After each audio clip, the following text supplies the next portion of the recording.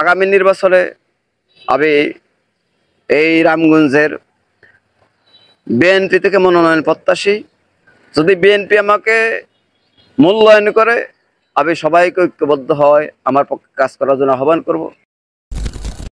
আমরা যে 5ই আগস্টে স্বাধীনতা অর্জন করেছি, এই স্বাধীনতা যেন আমরা রক্ষা করতে পারি, আমি সারা রামগঞ্জের সারা বাংলাদেশের সমস্ত মানুষকে আহ্বান করব যে যারা আওয়ামী লীগের সময় আমাদের উপর অত্যাচার অবিচার করেছে, মিথ্যা মামলা দিয়েছে, হামলা করেছে, আমাদেরকে বাড়িতে ঘরে থাকতে দেয় নাই, ঘরে বসবাস করার সুযোগ দেয়নি, ব্যবসা বাণিজ্যের উপর হামলা করেছে, ভাঙচুর করেছে।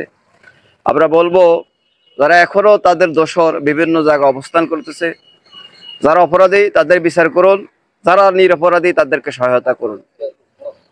আর আগামী নির্বাচনে আমি এই রামগঞ্জের বিএনপি থেকে মনোনয়ন প্রত্যাশী।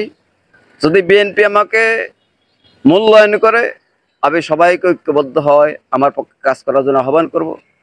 আর যদি বিএনপি আমাকে মূল্যায়ন না করে, যারা 5ই আগস্টের পরে আসে বিভিন্ন জায়গায় বিভিন্নভাবে ব্যানার পিস্টন বক্তব্য দিয়ে প্রার্থী হওয়ার ইচ্ছা পোষণ করতেছে, গাড়ি বাড়ি টাকার হুমকি দিচ্ছে, আমি বলবো 5ই আগস্টের আগে আপনারা কোথায় ছিলেন?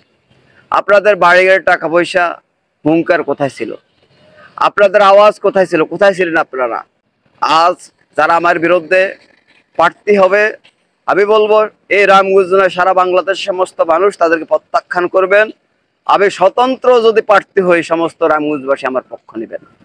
দল মত নির্বিশেষে প্রত্যেকেই আমার পক্ষে থাকার আহ্বান করব। আমাকে ভোট দেবেন।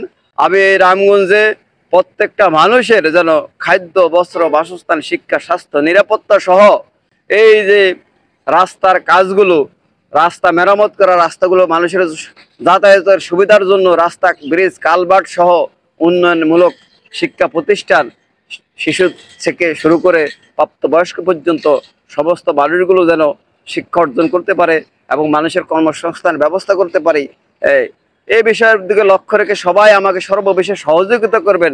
ভোট দিয়ে শুধু সীমাবদ্ধতা নয়, তার পাশাপাশি সর্ববিশেষ সহযোগিতা করে অন্যায় অপরাধের বিচার করার বিষয় সহ সর্ববিষয়ে আমাকে সহযোগিতা করার আহ্বান ব্যক্ত করে আমার বক্তব্য এখানে শেষ করলাম। আমার তাওফিক ইল্লা বিল্লাহ। আসসালামু আলাইকুম রহমতুল্লাহ।